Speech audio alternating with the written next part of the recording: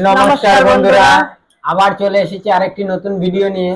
আজকে আমরা কি কি দিয়ে হাড্ডাহাড্ডি লড়াই করছি সেটাই আপনাদের সাথে শেয়ার করব। এই ভিডিওটা সম্পূর্ণ দেখবেন, ভালো লাগলে অবশ্যই সাবস্ক্রাইব করবেন, লাইক দেবেন, শেয়ার করবেন।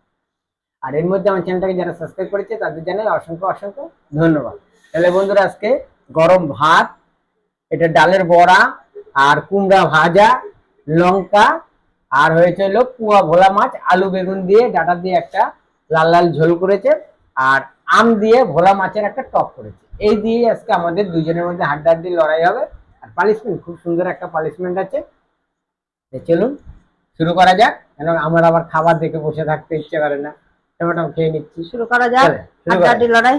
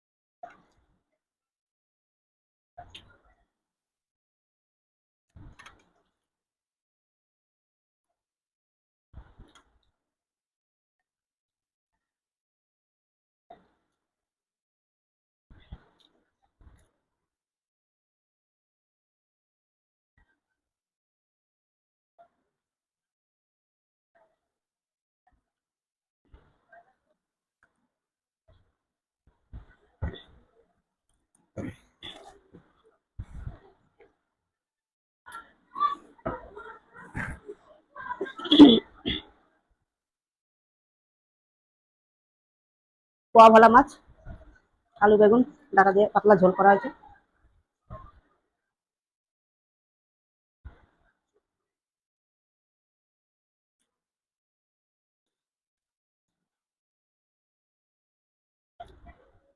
হেভি হয়েছে। ভোলা মাছের লাল লাল ঝোল, পাতলা ঝোল করা হয়েছে। এই আপনার ঝাল তো অনেকেই খাই।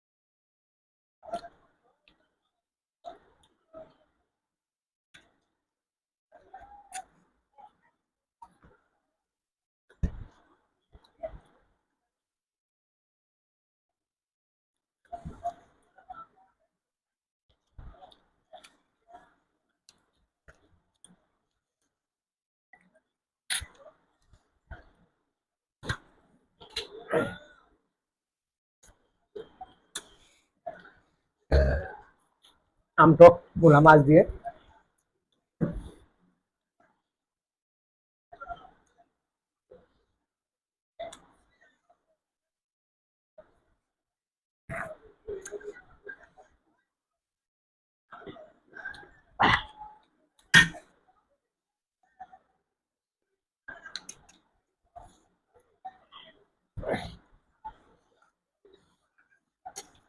যতই ভালো মন্দ দিয়ে খাওয়া হোক না, গরমকালে একটু লাস্টে টক, কিছু টকের কিছু হলে না মুখটা ছাড়ে, ভালো লাগে।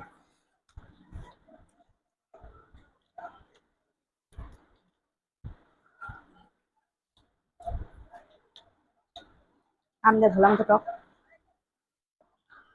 হেবি লাগবে।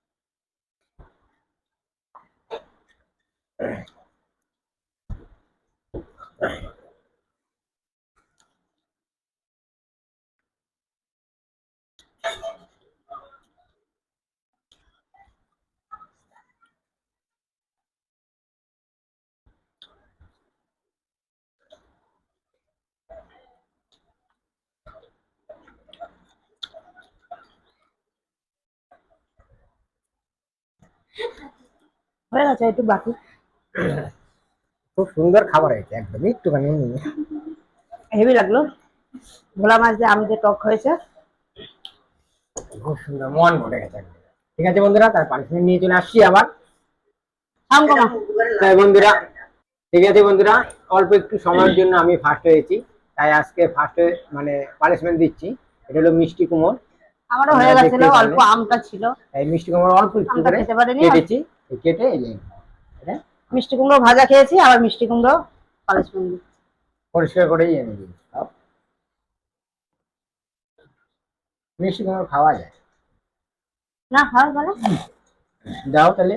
না, দুদিনে তাহলে হয়ে যাচ্ছে তো। তাহলে ঠিক আছে বন্ধুরা, পানিশমেন্ট হয়ে গেল। আজকে এই পর্যন্তই। ভিডিওটা ভালো লাগলে অবশ্যই সাবস্ক্রাইব করবেন, লাইক দেবেন, শেয়ার করবেন। আবার দেখা হবে আপনাদের সাথে নতুন সময় নতুন ভিডিওতে। ভালো থাকবেন, সুস্থ থাকবেন। নমস্কার।